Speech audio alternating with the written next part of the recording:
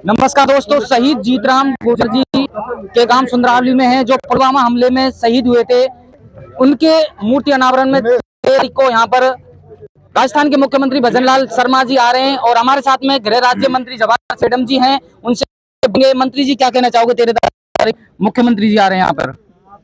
देखिए, हमारा सबका सौभाग्य है कि 13 जून को प्रदेश के यशस्वी मुख्यमंत्री आदरणीय भजनलाल शर्मा जी हमारे देश के सपूत पुलवामा हमले में शहीद हुए श्रद्धेय जीतराम गुर्जर जी की प्रतिमा का अनावरण करने यहाँ पहुँच रहे हैं।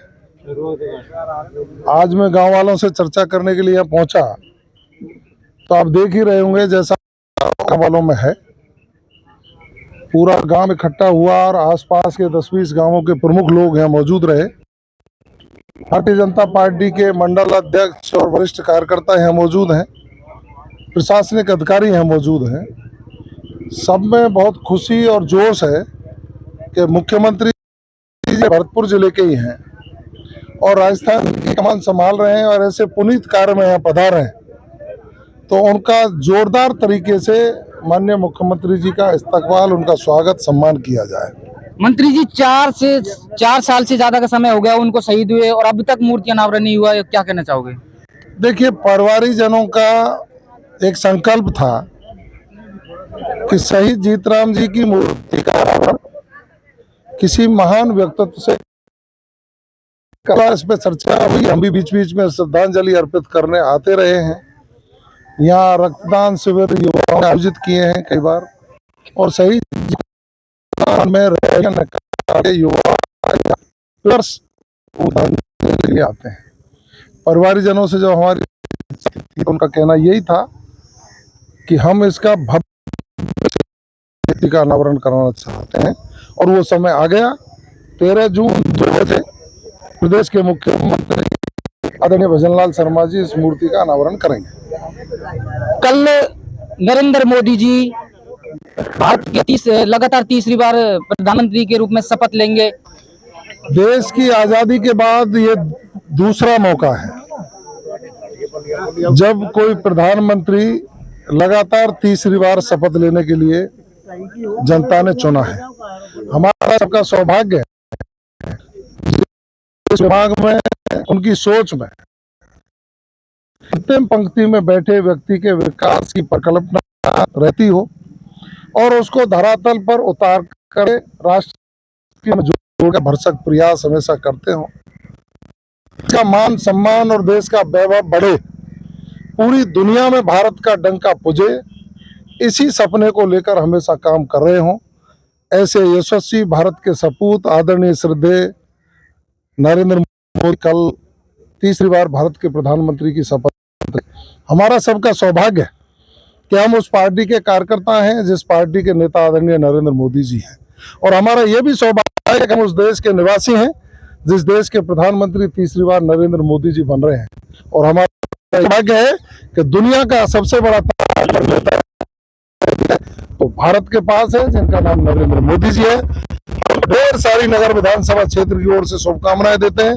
लास्ट सवाल सर, राजस्थान के मुख्यमंत्री श्री भजनलाल शर्मा जी और गृह मंत्री जी भरतपुर जिले से आते हैं और भरतपुर भाजपा को हार मिली, क्या कर रहे हैं सर?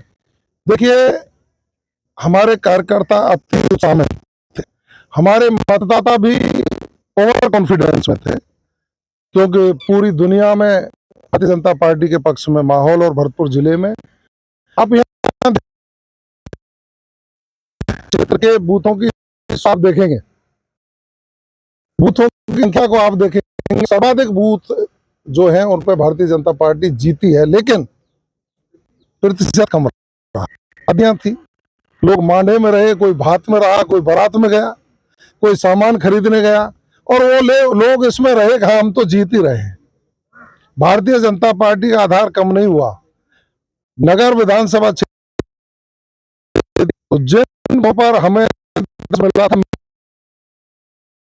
बूथों पर 10% हम जीते हैं, जो तीसरा मोर्चा लड़ा था, और जो हमारे बूथ हैं वो मजबूत रहे हैं।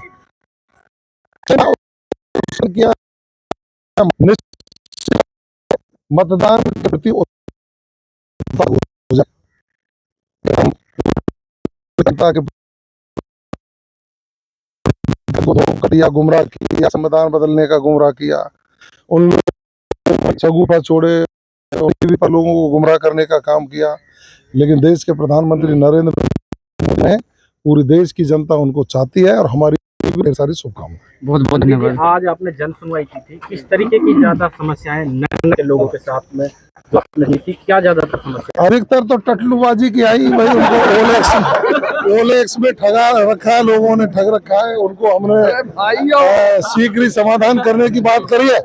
बाकी पिछली सरकार के दौरान जो व्यवस्थाएं नहीं थी, व्यवस्थाओं को दुरुस्त करके लोगों को पेयजल, बिजली और सड़क की सुविधाएं हम करा रहे हैं और जनता आश्वस्त भी है, क्योंकि जिस तरह से हम हमारा काम करने का तरीका है, हम सब लोगों का साथ लेकर नगर की जनता के सर्वांगीण विकास का संकल्प लेकर के चले, जिसको पूरा करें। वो तुष्टीकरण के आधार पर किया, उन्होंने क्षेत्रवाद के आधार पर किया, उन्होंने इस तरह से कोई कम कहीं जोड़ दिया, कोई कमजोर कहीं जोड़ दिया।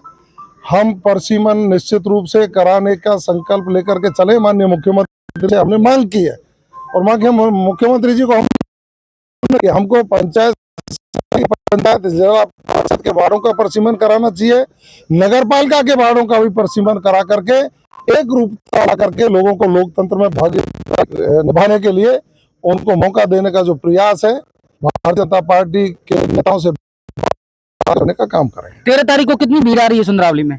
आप तो देखना असंख्य, गिन नहीं पाओगे।